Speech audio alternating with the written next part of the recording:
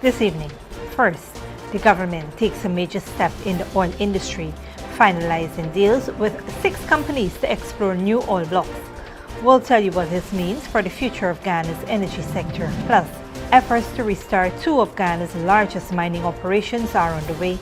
Learn how the government is working to bring Troy Resources and Rusal back online. Then, over 300 residents on the East Coast receive crucial social services as Minister Vindhya Prasad launched a new program for seniors. We'll have the details on the support provided. Also, as World Suicide Prevention Month approaches, the Caribbean Voice is calling for communities to unite in candlelight vigils. Find out how you can get involved in this life-saving initiative. And in Argentina, President Javier Milei's austerity measures are lowering inflation. But at what cost? We'll explore the growing concerns. Stay with us for these stories and more coming up on tonight's broadcast.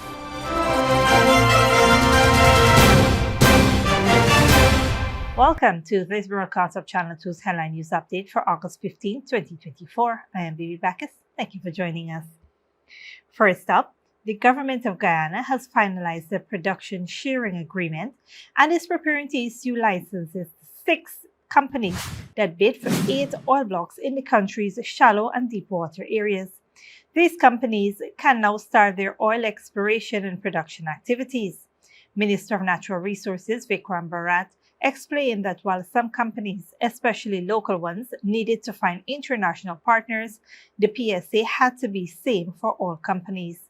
The production sharing agreement outlines how the profits from oil production will be divided, with Guyana receiving 10% royalty, 10% taxes, 65% cost recovery, and 50-50 profit share. Despite not having detailed geological data, the government moved forward with the bidding process. All 6 companies have submitted their applications, reviewed the production sharing agreement, and are ready to pay the required signing bonuses of $10 million for shallow water and $20 million for deep water blocks. The signing of the agreements will be made public. In other news, the Guyanese government is working to restart operations at 2 major mining companies, Troy Resources and Rusal. The Ministry of Natural Resources is consulting both local and international companies to recommence operations at Troy Resources' Kuruni mine in Region 7. Several investor groups have been given access to assess the site before submitting proposals. The government initially aimed for a local consortium, but is now considering partnerships between local miners and foreign investors due to the large investment required. Additionally, 112 small mineral properties have been allocated to local small-scale miners in the Troy Resources area. The government is also exploring options to restart operations at Rusal, a Russian-owned bauxite company. The aim is to restore these significant mining operations with continued efforts to find suitable investors. On a different note, over 300 residents along Guyana's East Coast received vital social services on Tuesday as Minister of Human Services and Social Security Dr. Vindhya Prasad visited several communities. Meetings were held at Better Hope Community Center, Success Ballfield, and Le Bon Intention Community Center to address social issues and offer assistance. Minister Prasad expressed gratitude to senior citizens for their contributions and announced the launch of a community program aimed at keeping them active. The Better Hope community will be the pilot for the initiative, featuring activities for seniors twice a week before expanding to other areas. Various ministry departments, including the Child Care Protection Agency and the Family Enhancement and Services sections, were on site to provide services like old age pension registration and social assistance. Dr. Prasad emphasized that this outreach brings the ministry's services directly to communities, helping address challenges more effectively. Additionally, the Difficult Circumstances Unit distributed hampers and walking canes to seniors during the event. Stick around when we return. Caribbean communities urged to host candlelight vigils for suicide prevention in September, and over 200 orphan children receive medical care at Sheriff Memorial Hospital.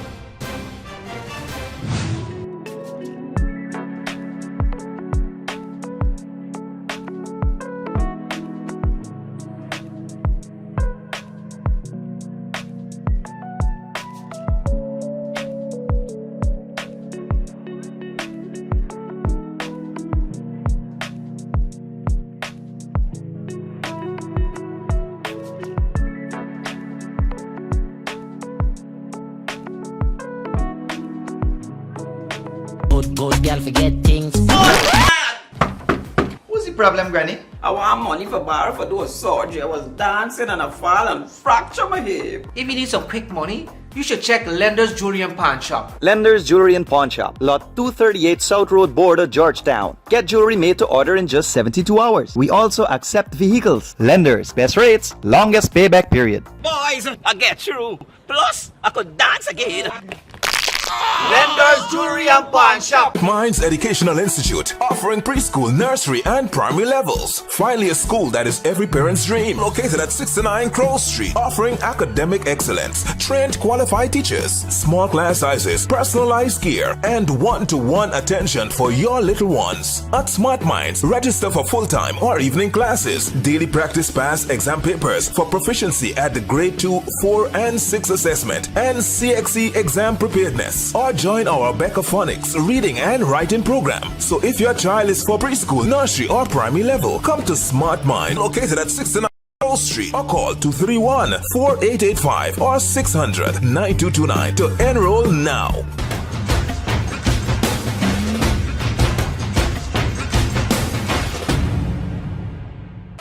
Furnishing your home or office has never been easier. Here at Kissoons, our inventory of locally made and imported furniture, offered at amazing prices, will leave you wanting more. From vinyl, floor rugs and carpets, bedroom, dining and living room sets, mattresses, pillows, office desk, chairs and filing cabinets, outdoor benches and tables. We have a piece of furniture for every room imaginable in your home or office. Check out our flagship store at Industrial Site Rijnveld or one of our branches in New Amsterdam, Port Morant, Riverton, and Cab Street. Kissoons Furniture, furnishing homes for over 50 years.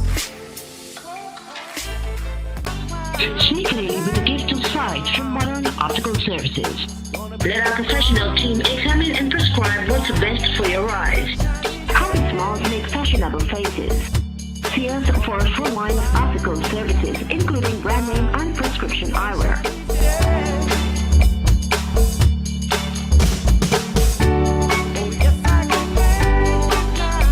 Modern Optical Services, 316 Mill Street, Georgetown. Telephone 226-1082. Welcome back. This week, more than 200 children from 9 orphanages are benefiting from free medical services at Sheriff General Hospital as part of the Adopt an Orphanage initiative.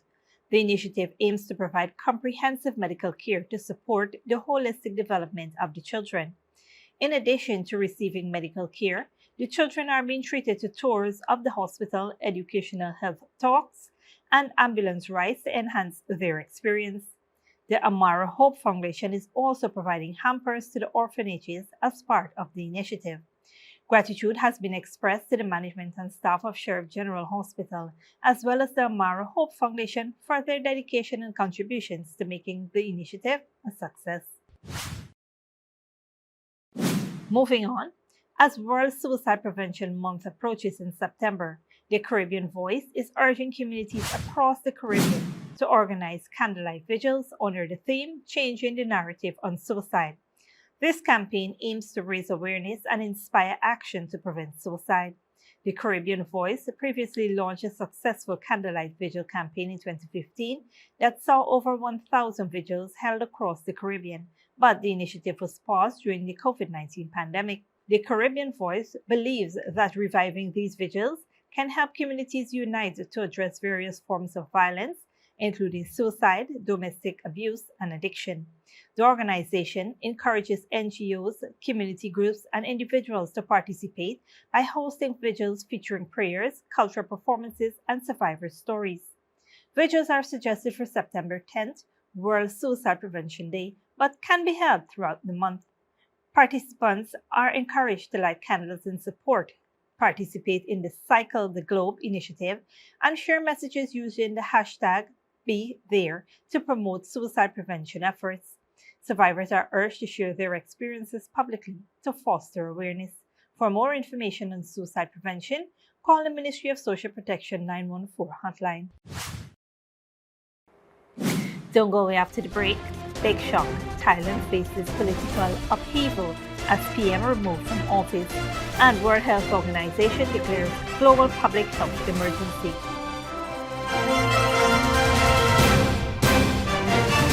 Minds Educational Institute, offering preschool, nursery, and primary levels. Finally, a school that is every parent's dream. Located at 69 Crow Street, offering academic excellence, trained qualified teachers, small class sizes, personalized care, and one-to-one attention for your little ones. At Smart Minds, register for full-time or evening classes, daily practice pass exam papers for proficiency at the grade 2, 4, and 6 assessment, and CXE exam preparedness. Or join our Becca Phonics reading and writing program. So if your child is for preschool, nursery, or primary level, come to Smart Mind, located at 69 Crow Street, or call 231-4885 or 600-9229 to enroll now.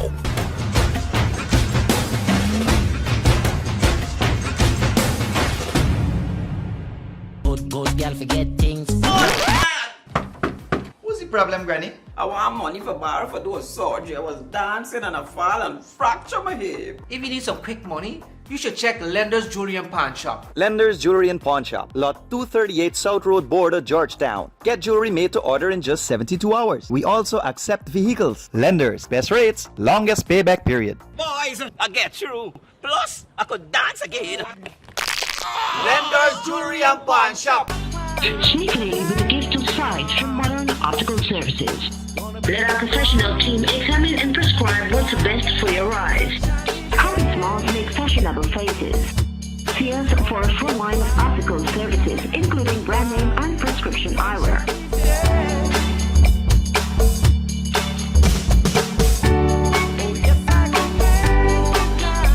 Modern Optical Services, 316 Middle Street, Georgetown. Telephone 226-1082.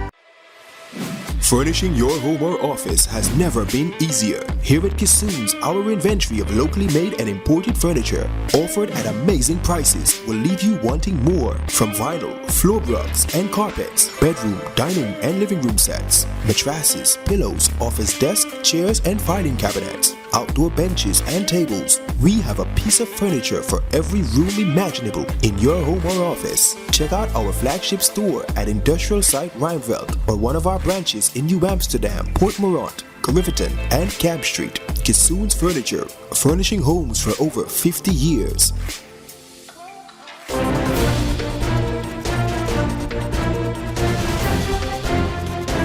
Welcome back. Now we take a look at what's happening in the region and around the world. Hurricane Ernesto has strengthened into a Category 1 storm with winds of 75 miles per hour as it moves northwest of Puerto Rico. Currently located 175 miles northwest of San Juan, the storm poses a threat with its large wind field extending 230 miles from its center. Tropical storms warning remains in effect for the British and U.S. Virgin Islands, Puerto Rico, Vieques, and Culebra. Forecasters warn of potential flooding and mudslides, while Bermuda is under close watch with a possible hurricane watch expected later today. Meanwhile, Argentina's Javier Milei came to power 8 months ago with the promise to put an end to soaring inflation. It is coming down, but many are concerned about the impact his austerity measures will have on the lives of the people. Al Jazeera's Teresa Bow reports. Teachers protesting in front of Argentina's Congress are met with strong resistance by the police. They've come here to demand better wages and to protest against a new law the government wants to pass that will declare education an essential service, which they say would deny teachers the right to strike. Andrea Lancete says the government is threatening to destroy the public education system. Education is a social right, which is different than being essential. It is the budget to guarantee resources and salaries. What the government wants to do is to complicate our right to protest and not resolve the problems we face, where education is a challenge in the middle of social crises. Argentina's economy is in crisis. With one of the world's highest inflation rates, teachers say their salaries have fallen short. The government of Javier Milei is implementing a very harsh austerity plan to reduce government spending and fight inflation. It has reduced the funding of public universities around the country by 30%, according to official data. And that's one of the reasons why the University of Buenos Aires, which is one of the largest in the country, has gone on strike. Most of the budget for public universities is destined for teacher salaries. Jeremias Martí works at the Medicine University, says everyone is struggling. The only funding that's arrived is to pay for electricity and water, but the professors have received a minimal raise in spite of the inflation. They're also reducing the social security plan for professors here. Milei's plan is a disaster for us.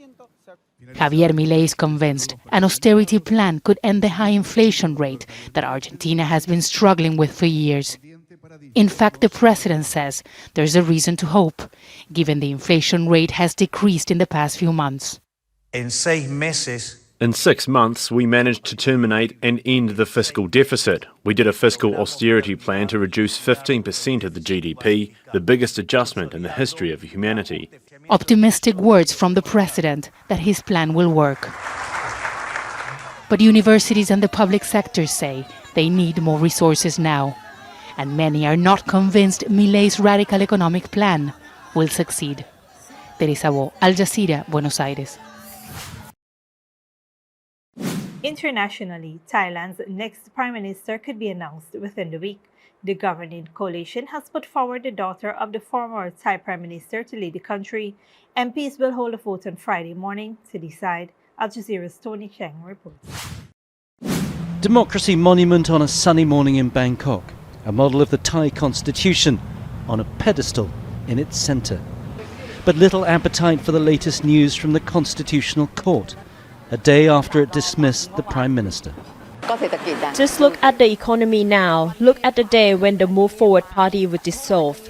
Business was very quiet. I think if politics continues like this, the economy won't be able to grow. It depends on the Parliament, on who they choose as the new Prime Minister and what their thoughts are. We are just citizens waiting for answers from above. Some of those answers were being formulated here in the Parliament. MPs will vote for a new Prime Minister on Friday. But the Constitutional Court's rulings have had a significant impact. On the bigger picture, of course, even though we are no longer under a military government, the question that many analysts and people in society are posing is whether we have transitioned from a military to a judicial coup. Questions also about the impartiality of the court. On Wednesday, it ruled Srettha Thavisin had grossly violated ethics by appointing a minister who'd been jailed for contempt of court. But just 3 years ago, the court ruled that this man, Tamanat Prompao, could serve in the cabinet despite spending 4 years in prison in Australia for smuggling heroin. In the past, feelings of injustice and frustration have spilled out onto the streets. But despite the recent events, some observers feel that time hasn't yet arrived. I think the Democratic side voters still believe that they have a hope of change. So maybe it's reduce the emotion to express their opinion to the state. For example, go big protest. When Thailand's new parliament building was opened 3 years ago, it was hoped it would herald a new dawn for Thai politics. But the events of the last 7 days, including the dissolution of a party and the appointment of a new prime minister and backroom deals, has left it, in the eyes of many Thais, looking severely tarnished. Tony Cheng, Al Jazeera, Bangkok. Finally, the World Health Organization has declared a global health emergency over the Mpox virus that's spreading in Africa. This is the highest alert level the World Health Organization can designate. The virus has spread from the Democratic Republic of Congo to neighboring Kenya, Burundi, Uganda, and Rwanda. Al Jazeera's Michael Appel reports. For the second time in as many years, the World Health Organization has declared Mpox as a public health emergency. Mpox spreads through close contact and has flu-like symptoms accompanied by lesions on the body.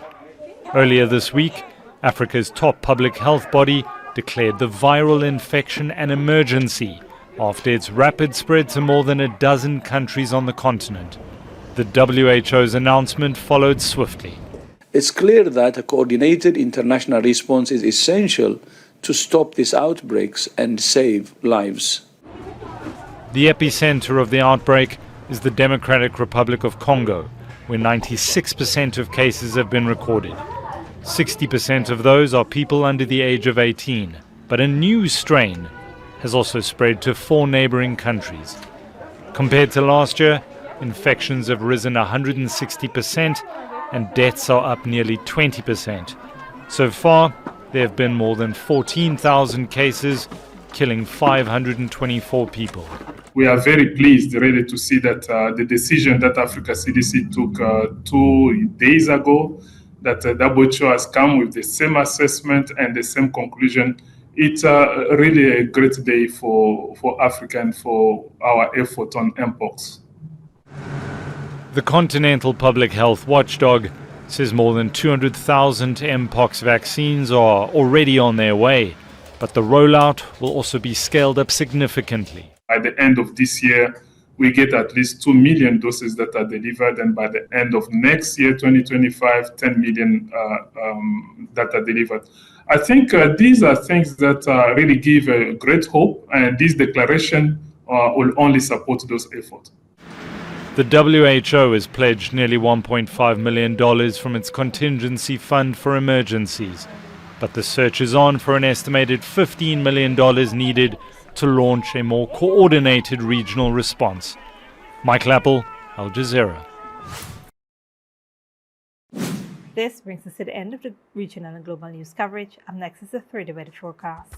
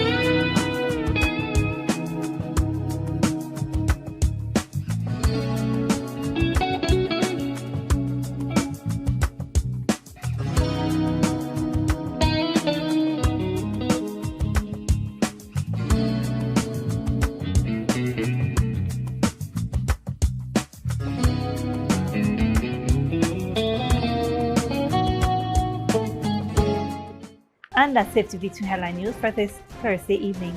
As we take our leave, we invite you to follow us on Facebook and YouTube. You can tune in tomorrow at 6:30 a.m. for a rebroadcast and at 5:30 p.m. for more news. Until then, please take care of yourself and each other.